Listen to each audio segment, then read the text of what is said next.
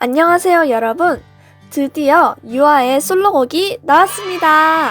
우!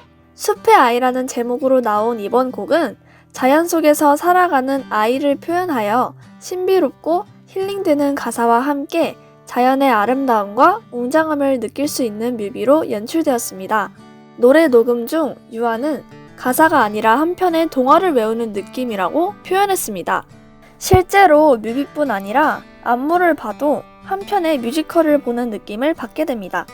숲의 아이 뮤비의 수많은 유튜브 댓글을 보면 포카혼타스, 모아나 느낌이 난다, 속이 시원해지고 노래 자체가 청량하다, 답답한 코로나 세상에 나에게는 힐링이 되는 음악이다, 아틀란티스 소녀 때 같은 황홀한 기분이 들었다, 이런 류의 내용들이 많이 보였습니다. 댓글에서 연상되었던 작품들을 보면 모두 자연과 하나 되어 사는 삶을 표현한 내용들이죠. 또한 그런 자연과 함께 살아가는 내용에서 편안함과 행복을 느낀다는 것을 알 수 있습니다. 자연과 떨어진 문명 속 삶이 너무 익숙해져 있는 우리는 이 노래를 들으며 신선하다 라는 반응을 보였습니다. 하지만 우리가 잊고 있었을 뿐 우리는 오랜 시간 자연과 함께하는 삶을 살아왔습니다. 약 1만 년 전 문명이 동서양으로 갈라지기 전의 인류는 사람과 사람뿐 아니라 자연과도 한마음으로 사는 삶을 살았습니다. 그때는 전쟁도 없었고 무병장수하는 삶을 살았다고 해요. 심리학자인 스티븐 테일러는 이 시대를 황금 시대이며 원초적 낙원이라고 표현했습니다. 숲의 아이를 들으면서 이 황금 시대를 표현했다는 느낌을 많이 받았는데요. 가사와 함께 살펴보도록 하겠습니다. 들어봐, 고운 새들의 저 노래소리 느껴봐, 맨발에 닿는 풀의 싱그러움.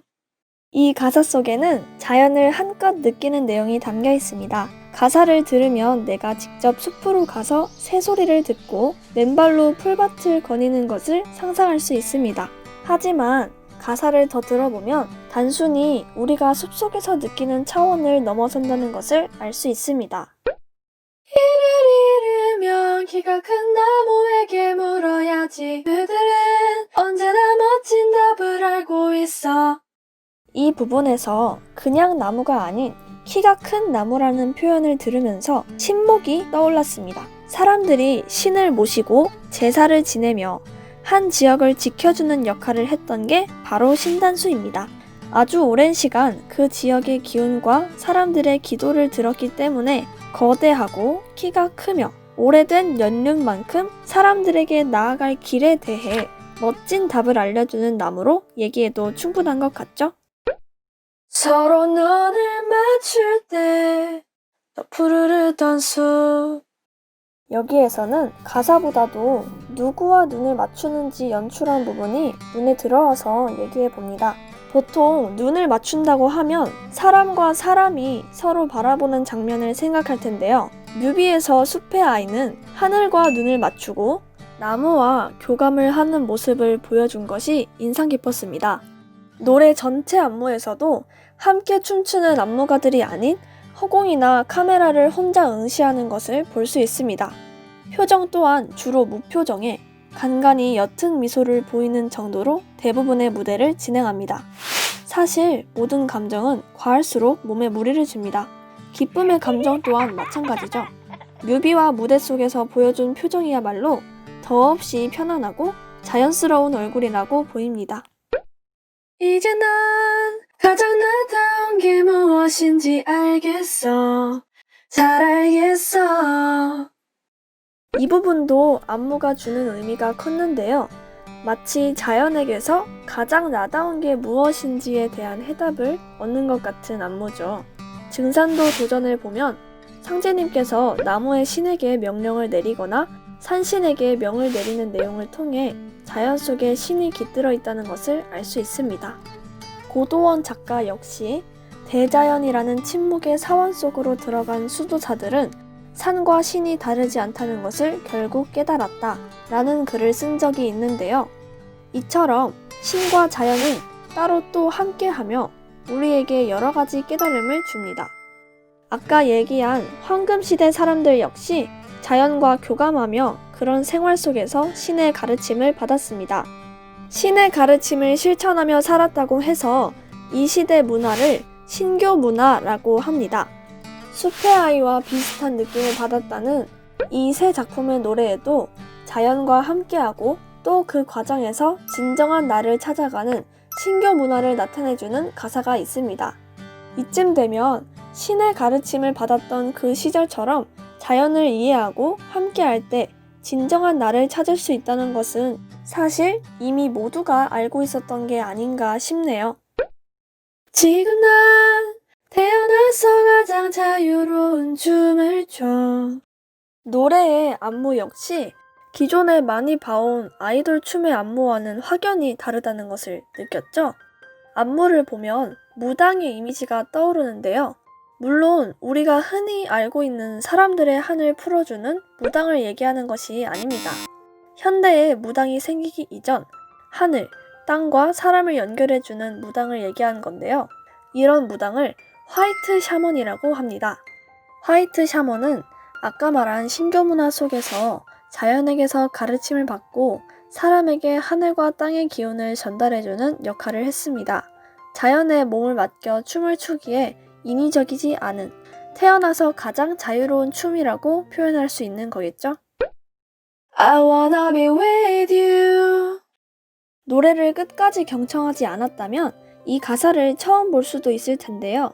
노래 가장 마지막에 나오는 가사죠. 다른 노래에서 이 가사를 본다면 로맨틱한 가사라고 생각할 수 있겠지만 여기서 말하는 you는 어떤 사람을 지칭하는 말이 아닌 곧 자연을 의미합니다.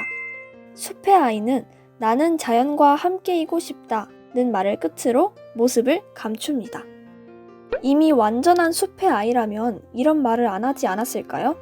뮤비를 보면 유아는 문명 속 한 사람에서 갑자기 숲의 아이로 변했다가 다시 세상 속으로 돌아갑니다. 이것은 우리는 무의식 또는 마음속에는 자연과 하나 된 모습을 가지고 있지만 현실은 문명 속에서 살아가고 있음을 보여주는 듯 합니다.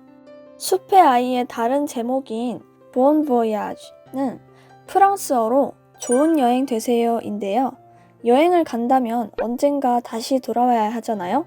유아는 어떠한 계기를 통해서 자연과 하나 된 내면을 여행하며 진정한 자신을 깨달은 것인데요.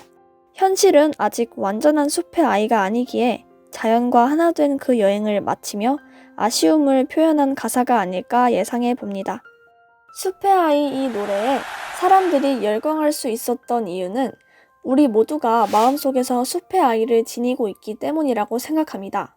저런 웅장한 숲속에서 꽃밭 가운데서 바다 앞에서 바람과 함께 춤을 춰본 경험을 가진 사람이 많지는 않겠죠? 그럼에도 불구하고 우리가 이 뮤비를 보며 무대 영상을 보며 어딘가 그립고 내가 자유로워진 기분을 느낀 이유는 나의 저 깊은 무의식 속에 자연과 신과 하나 된 진정한 내가 있기 때문입니다.